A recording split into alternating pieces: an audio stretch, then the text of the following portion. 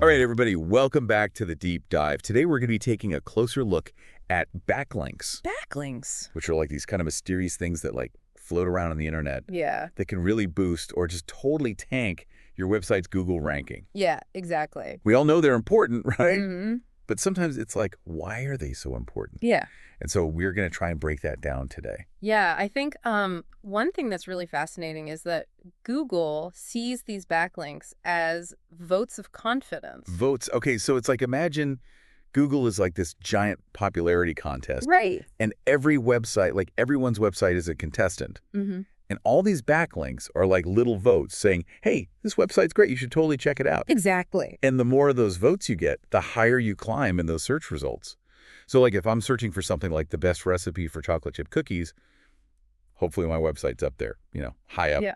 Yeah. getting all the traffic. Absolutely. And the thing is, not all votes are created equal. Okay. It's, kind of like that video game where you level up and it gets harder and harder to level up as you get higher. So like a vote from a super well-known, reputable website is like this mega boost, whereas a vote from a tiny little site that no one's heard of, that's more like small step forward. Okay, so like getting a backlink from the New York Times would be like mega boost Exactly. versus like a link from my cat's blog.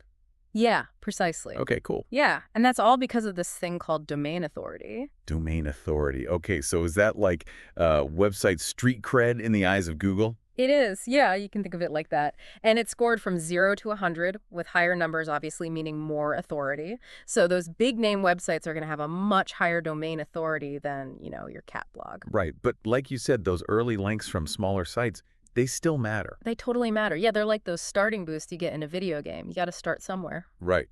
Okay, so how do we even know the domain authority of a site?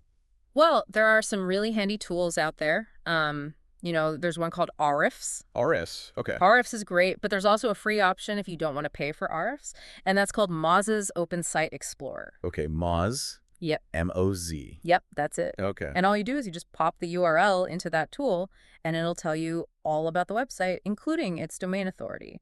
So it's not just about how many backlinks you have, but it's about the authority of those sites that are linking to you. That's right. Okay, so what else should we be thinking about? Well, another biggie is relevance.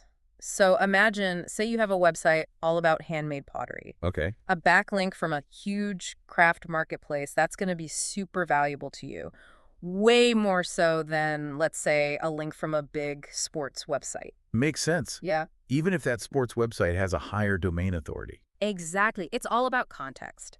Google wants to see that the sites linking back to you are actually related to your content. It's like getting a stamp of approval from the cool kids in your niche. Okay, so Google wants to know, like, if I have a pottery website, I really am all about pottery. I'm not just trying to track the system by getting a bunch of random links. Yeah, exactly. Google's onto us. Yeah, Google's smart.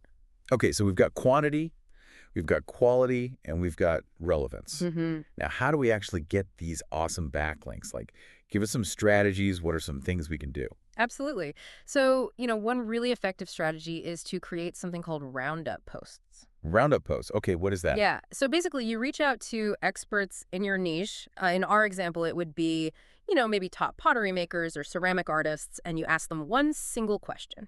And then you take all their answers and compile it into a blog post. Oh, okay. So I could be like, hey, what's the one tip you wish you knew when you started making pottery? Exactly. Something like that. And I'd reach out to all these like big names in pottery and get all their answers, make a blog post. And then what? And then you share that post with all the experts who contributed. And the beauty of this is, they're most likely going to share it with their audience, which gives you instant backlinks from their websites. And it also drives a ton of traffic to your site. So that's like a win-win. Yeah, right? exactly. They're getting exposure. I'm getting exposure. I'm getting backlinks. It's a win-win for everyone. And the more traffic you get, the more other people are likely to link to your content as well. Exactly. It's like a snowball effect. You get more traffic, you get more backlinks, you rank higher, you get even more traffic, and so on. I love it. Okay, so Roundup posts. What other strategies are there? Well, there's also guest blogging. So that's where you actually write articles for other websites in your niche. And within those articles, you include links back to your own site. So that's a great way to, build up your backlink profile. Okay, so guest blogging, reaching out to other websites, being like, hey, I can write some awesome content for your site. And Exactly. then in return, maybe I can get a little link back to my site too. Yeah, it's a mutually beneficial situation. I like it.